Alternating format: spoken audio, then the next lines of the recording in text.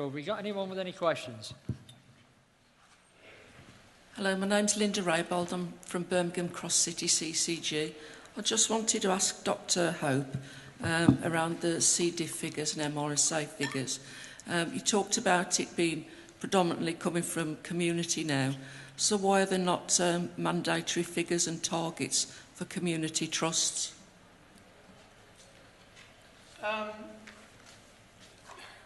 It's because the government's moving away from those kind of hard targets they used previously, and letting the local healthcare community set their own objectives, etc. That's the sort of view they're moving to.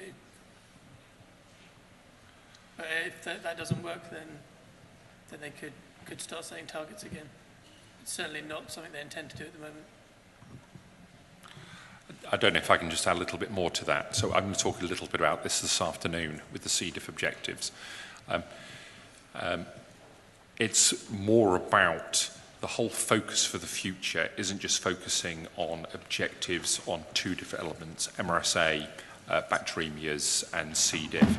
It's more about the very much broader antimicrobial sort of resistance and healthcare-acquired infection elements sort of coming in. And so one of the examples I'll talk through on the C. diff objectives tomorrow is actually exploring that lapses in care and actually the responsibility that the commissioners take for challenge potentially about healthcare-acquired infections across a much broader aspect rather than just focusing on sort of two elements. Though I'm not saying they're not important, there are lots of important elements over there about optimising the care of our patients. So we'll talk a bit about that this afternoon. There was a lady just here. Jill Brown for Ramsay Healthcare, Oxfordshire.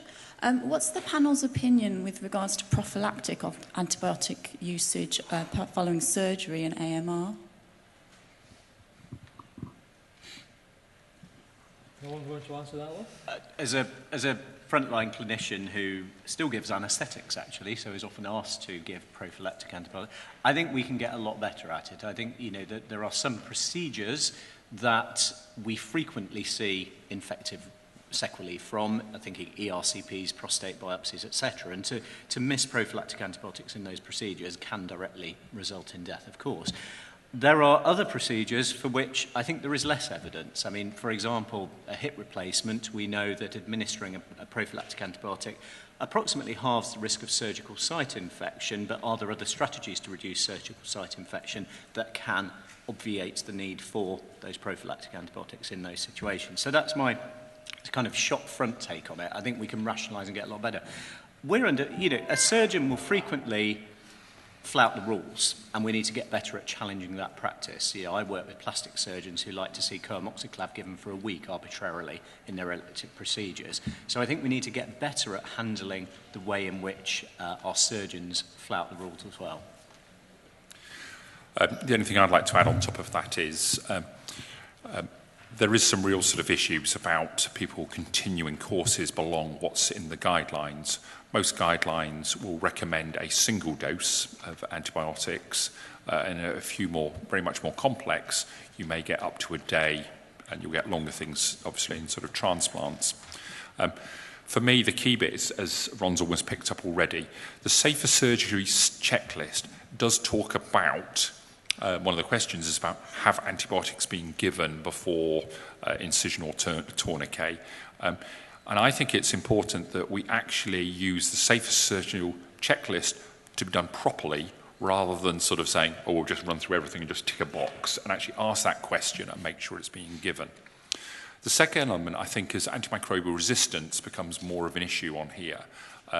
Is that whole role, potential role of screening for resistant sort of organisms, especially if you're coming in for major surgery where there is a very high surgical site infection rate. Because if you're going to use your standard prophylaxis and your patient is actually carrying some gram-negative organism which is resistant to that, I think we're going to run into sort of problems. And so we certainly might have some experience from Manchester about what they're sort of doing that, and we'll pick that up in a moment. The second thing is redosing during very long sort of operations. I certainly know from our local audit work in that we're pretty good at giving that first dose, But actually, redosing during longer operations with antibiotics with fairly short half-lives, we're not particularly sort of good at sort of doing. And it's somehow you build that in with your anaesthetist on how to do it. If it's for procedures with a very low surgical site infection risk, then it probably doesn't make a huge amount of difference. But actually, if it's something that carries a high SSI rate sort of afterwards, it could well make a difference. If you look at the literature that's been published in the USA, they're almost talking now about redosing antibiotics with short half-lives, like penicillins, probably every sort of 2 hours, so 2 half-lives sort of in there. When you speak to the Americans, say, have you actually adopted the practice which you're recommended? Most of them say, no, we haven't, because they feel a bit nervous of giving coamoxiclav every 2 hours when you're, say, doing a liver transplant that may take you most of the day. So go away and have a look at some of the guidance on there around from the USA and the literature. I think it runs something like 120 pages. But I don't know whether Manchester experience has been about with resistant gram-negatives and surgery. Yeah, so certainly from our perspective, if we had a patient who was known to be carrying CPE, who was to undergo a surgical procedure in which there was a risk of gram-negative infection, so particularly thinking intra-abdominal surgery, we ask the clinicians to call us prior to that patient going to theatre so we can advise on the prophylactic strategy.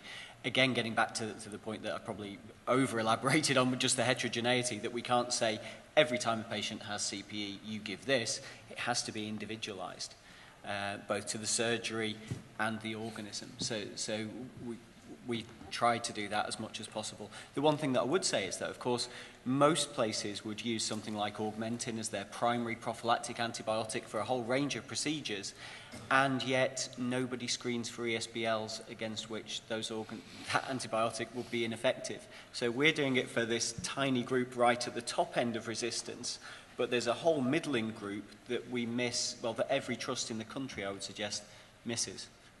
Whether or not actually thinking about sepsis and thinking, there may actually be inroads that we could make there with different strategies. Thank you. One final question. It's the gentleman just a few rows down there. He had his arm up. Hi, yeah, my name's Sam Wallace. I'm from Ramsey Healthcare in Yorkshire. We have Start Smart and Focus, and somebody alluded earlier to AMR with sepsis. I just wondered if there was any sort of further thoughts on that. I'm not sure if it was actually revisited when it was mentioned. Okay, thank you. So, sorry, what was the question? So the question was with the use of antibiotics with sepsis, and somebody mentioned, I can't remember quite which speaker it was, but with AMR in terms of the use of antibiotics with sepsis. So I just wondered if there was something to add to that at all. Does that not make sense? Yeah, no, it does. I think the most appropriate answer, and correct me if I'm wrong, is this is precisely why we had to redefine sepsis, because we had a lot of organisations that were giving broad-spectrum antimicrobials out willy-nilly, and places that have had proper improvement programmes for sepsis have certainly noticed a transient increase in their antimicrobial use, but it doesn't seem to be borne out in the longer term. With the better definition, the red flag approach, mandating antimicrobials only for the very highest risk cases, hopefully we will only be treating those patients that really need it. And what NICE recommends, what the clinical tools recommend, is that we get someone sensible to come and assess the need for antimicrobials if they aren't in that high risk category. Is that sort of what you were asking? Yeah. Or not? I suppose the only bit I've to add from a primary care perspective is there's this very difficult balance now. The really important thing is actually, if we have patients we think who've got red flag sepsis, we treat them urgently. That's the overriding element around antimicrobial sort of stewardship. For those patients who don't have sort of overt signs of sepsis, there is certainly views whereby we can almost have a wait-and-see approach. So sometimes people will have delayed prescriptions. There has been guidance developed by most of the organisations working in there, which is almost some safety netting, which sort of says, This information say what type of infection we think you've got, how long the symptoms will last for, any symptomatic relief. It may or may not talk about a delayed prescription in case your symptoms don't get any better after so many days. But the most important element of that is actually the safety netting, which says if you start developing any of these symptoms, then you must get in contact with a practitioner urgently. And so that's the really important thing, that we don't want patients dying from sepsis. So I think you can actually work the start smart element and then in the hospital element, the focus bits sort of quite well. One of the things we've not really sort of talked about is actually appropriate sampling. One of the things we probably don't do enough of, in order to have good surveillance for antimicrobial resistance, we need samples to be sent. And a lot of people think you can save money by not sending the samples off, which means we lose the opportunity for having good surveillance in the community, in sort of the first thing. And actually, if you have a treatment failure on your first antibiotic, you have no idea then what you're going to treat them with sort of next, because you haven't got anything back from the lab. You just then go on your second best guess type of antibiotic. So any of you out there thinking, I'm going to save a few pence or pounds by not actually sending off urines and things like that, I would implore you to actually make sure you send those sort of samples off, because the ultimate cost of antimicrobial resistance is going to be much greater than those odd few pounds that you're saving by not sending the samples. Thank you. Just one final comment from me. Raymond, the first speaker, mentioned the economic cost of AMR. One of the things that's not been touched on is that antibiotic use is only 50% in human health. This week we've seen in the news of some of our major superstores having problems with fowl, chicken, turkeys and some beef that carry resistant bacteria in those food products. So we are consuming them. 50% of all antimicrobials are used in animal husbandry, the same antibiotic groups that we use in medical health.